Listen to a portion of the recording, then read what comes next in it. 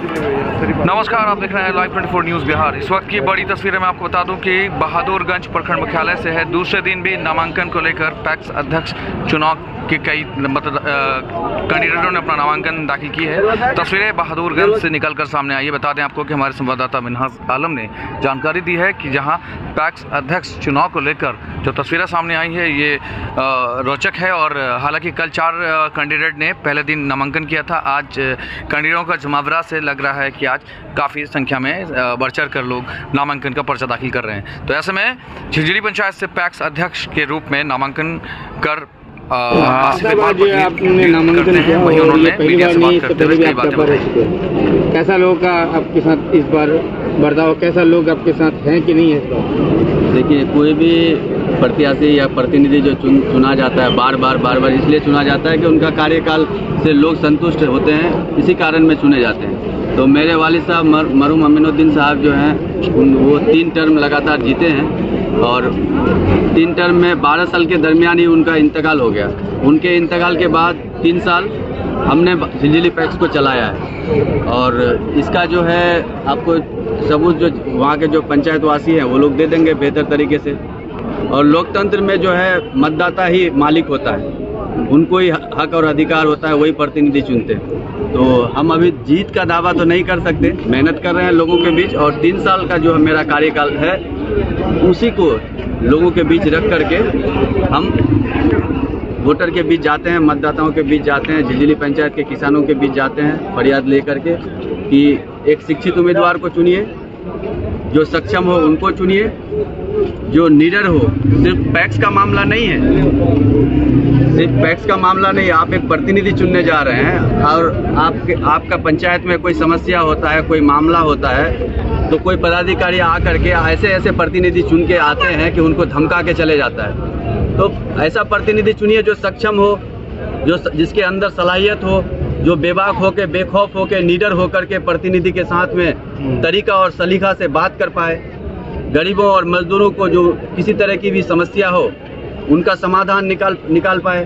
तो इस तरह के प्रतिनिधि को चुनना चाहिए। सिर्फ झिंझिली का ही मसला नहीं कह रहे, पूरे प्रखंड में, पूरे जिले में, पूरे बिहार में, हर जगह ऐसे प्रतिनिधियों का चयन करना चाहिए। मैं मतदाताओं से यही अपील करूंगा। आशिक भाई साहब, एक बात और की, आपके जो प्रतिनिधि उनका कहना है कि इन्होंने आज तक कहता है कि आवास नहीं बनाया जी, उसके गोदाम नहीं बनाया, उसके लिए क्या कुछ कहेंगे? उसका क्या कुछ किए अब तक आप? देखिए, गोडाउन का जो मसला है, गोडाउन का पहले क्या था कि पहले 3 कट्ठा जमीन में 300 MT का गोडाउन निर्माण होता था जो विभाग के द्वारा की जाती थी। अब समस्या ये है कि 15 कट्ठा से 20 कट्ठा जमीन राज्यपाल के नाम से दान करना पड़ता है। सरकार गोडाउन निर्माण के लिए भूमि का पैसा नहीं देता है, भूमि जो है किसी से दान करना पड़ेगा। तो हमारे पंचायत अंतर्गत हमने 3 साल जो चलाया, इस 3 साल के दरमियान पूरी मेहनत से खोज बीज किया है। तो सरकारी भूमि जहाँ भी मिला वहाँ नदी मिला, सही सड़क नहीं मिला, पक्की सड़क, तो विभाग को हम लिख करके दिए। वहाँ से जो है विभाग के तरफ से लेटर भी आया, वो जांच के लिए CO साहब गए, वो देखे कि नहीं, जो भूमि आप चयन किए हैं इस भूमि में हम गोडाउन निर्माण नहीं करा पाएंगे। नदी के कारण वो उस जमीन को मतलब नहीं चुने।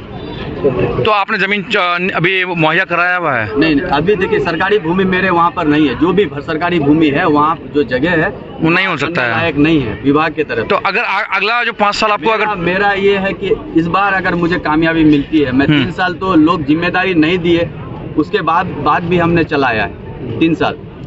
आपको पता होगा कि पूरे जिले में क्या पूरे बिहार में हर जो पैक्स चेयरमैन होते हैं वो धान सरकारी रेट के अलावा भी कुछ ना कुछ कमीशन देना पड़ता है। आप मेरे पंचायत में जाके पता कर लीजिए, जो भी किसान धान दिया है किसी से 1 रुपया मैं नहीं लिया हूँ। सरकारी रेट में उनके खाते में भुगतान किया हूँ और समय पर 1 से 2 दिन में, कभी भुगतान के लिए देरी नहीं हुआ, किसी से हमने कमीशन नहीं लिया। आज यही कारण है कि आज हम खड़े हैं और मेरे पीछे लोग खड़े हैं। चलिए, ठीक है। और एक सबसे